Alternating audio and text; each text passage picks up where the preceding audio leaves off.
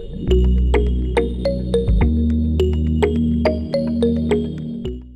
everybody, it's Seth Jones, editor-in-chief of Golfdom magazine. Today I'm being joined by my old friend Damon Di Giorgio. He is the director of agronomy out at Cabot Saint Lucia. Damon, what's up, man? How's it going? It's a little rainy today. We've been having a lot of dry weather recently. We're in the dry season, but as you can see behind me, the Caribbean Sea is looking quite nice, quite calm, and just enjoying it here. Good, good. Well, congratulations on the recent ranking. Your course just keeps going up and up and up in the international and in just in the world golf view. And I think it's awesome to know that I've known you for so long and that I've been to St. Lucia. I haven't been to that course. I don't think the course was probably being built when I was there, but what's it like to see this course just kind of get, more and more clout in the international golf world? It's amazing. Golf Week just ranked us as the fifth best international golf course in the world, and we were only like 200ths of a points behind number three. So we could easily have jumped up a few spots. It's pretty surreal. When I came here just over 3 years ago, and everything was just dirt, and going through the construction and growing, and we just had all these washouts from rainfall, and then just fighting to get things grassed and grown in, and now to see these rankings and the articles and the photos and the members. We just had our first ever member just saying how great everything was. It's pretty special, pretty good feeling. Good, good. Now, Damon, just if you look back, and I'm going to brag about you for a second, but if you look back at your resume, you've obviously been at you were out. I remember coming out to Fieldstone to see you, and then you've been on a couple, the Dominican Republic, and now you're out here in St. Lucia, and you don't get those type of jobs unless you're doing the job right. My question for you is this: when you look at the greens out, I want to talk specifically about the greens out there at Cabo. What are you dealing with, and how are you able to just really get them dialed in to meet the expectations of what is a world-class golf course? Yeah, interesting you said that. During our two of our members are actually PGA Tour players, and just raved about the greens here. We have Pure Dynasty Seashore Paspalum, uh, on basic sand that was crushed here on island and made trucked up to site. So it's not USGA spec by any means. And we use a GS3 ball from the USGA green section, and our smoothness and trueness readings are unbelievably good.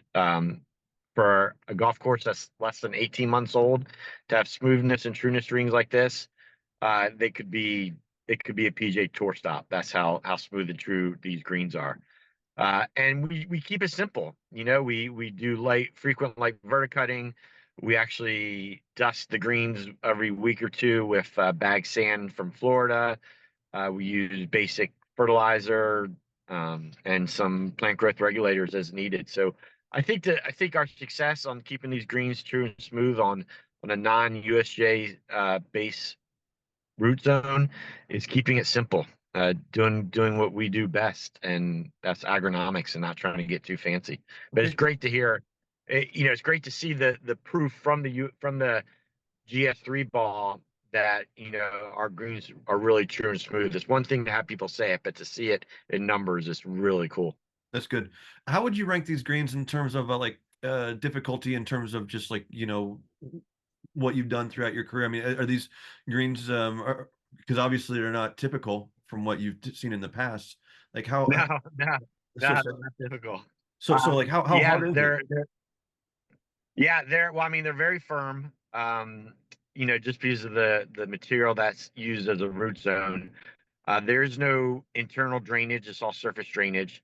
But when Bill Core and Ben Crenshaw were building this, uh, it was all about playability. Keep making sure that they would stay firm. And as Bill Core would always tell me, it's my job to grow the grass, not to complain. So just figure out a way to do it, and that's what we did. Obviously, it takes a team to do it, but on paper it says or shows one thing, but sometimes you got to throw the books out and do what you know how to do best, and that's water, fertilizer, sunlight. Good. Sometimes it's not that complicated.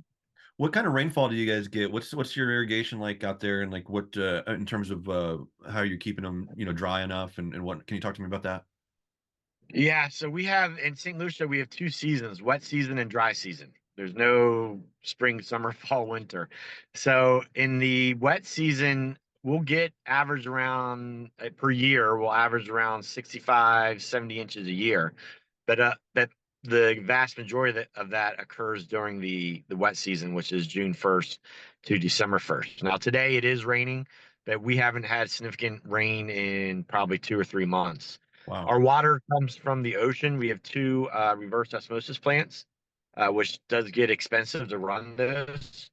So we try and keep it as dry as we can because of that. And the way that Bill Core and Ben Crenshaw designed the course was they wanted the edges of the course to kind of be haggard and rough looking. So we don't have irrigation all the way to the edges, but that's fine. It gives it a really kind of cool look. And if you hit the ball in the middle of the fairway where you're supposed to hit it, it's nice and lush and green.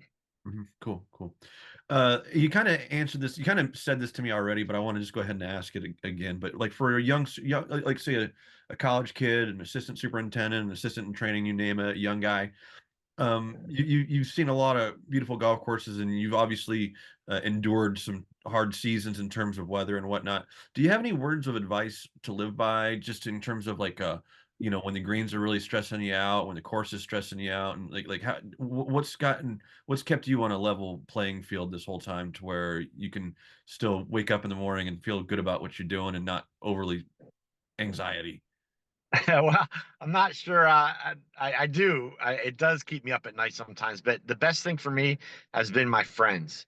Calling my friends at courses nearby or even far away, and just telling them what's going on and having them either calm me down or give me advice or share stories of what they've gone through in similar circumstances. So the networking is so key in this business because it's hard to tell your spouse, your girlfriend, your friends who are not in turf grass, they think, we're out there playing golf all day, right? So to have a network of people who are in similar circumstances and to reach out to them, that's what's kept me sane all these years. Okay, that's a great answer. I didn't know that I appreciate that. That's a good insight. So, Mhm. uh, well, Damon, I'm gonna let you off the hook for now, but just for the sake of the interview, I want to say one more thing. Thank you to my old friend Damon Di Giorgio. He is the director of agronomy out at Cabot Saint Lucia. Check out the photos in the magazine. This course is remarkable. Damon, congratulations on all you've done out there. Thank you so much, Seth. Always a pleasure seeing you. Okay.